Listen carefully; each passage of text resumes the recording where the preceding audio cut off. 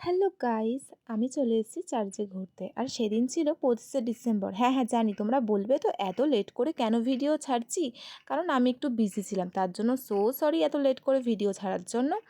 আর এই চার্চটার নাম হলো এসটি জেমস চার্চ। এই চার্চটা কিন্তু বাইরে থেকে যতটা সুন্দর, ভেতর থেকে ততটাও সুন্দর, কিন্তু আমি দেখতে পাইনি, কারণ সেদিনকে 25শে ডিসেম্বর ছিল বলে সেদিনকে ভেতরে ঢোকার অ্যালাউ ছিল না, ক্লোজ ছিল। তো তোমরা যদি যেতে চাও এমনি দিনেও যেতে পারো। এমনি দিনেই চার্চটা খোলা থাকে সকাল 6:30 থেকে দুপুর 12টা অবধি, আবার ক্লোজ হয়ে যাবার পর আবার খোলা থাকে দুপুর 3টে থেকে আবার সন্ধ্যে 6টা অবধি।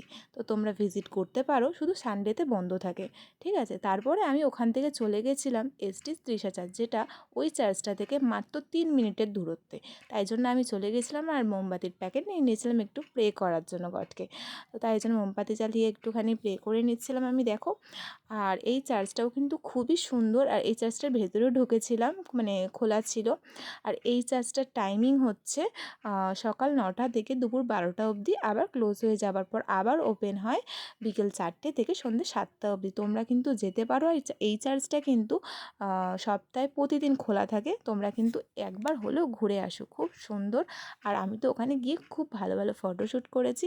আর সেই দিনকে আমার খুবই ভালো দিন গেছে এই দুটো চার্চে ঘুরে। তো কেমন লাগলো আমার ভিডিওটা আমাকে কিন্তু অবশ্যই জানিও। জানি কেউ জানিও না, তাও আমি বলি জানিও। কমেন্ট করো, শেয়ার করো, আর আমাকে অনেক অনেক ভালোবাসা দিও। তো চলো, বাই।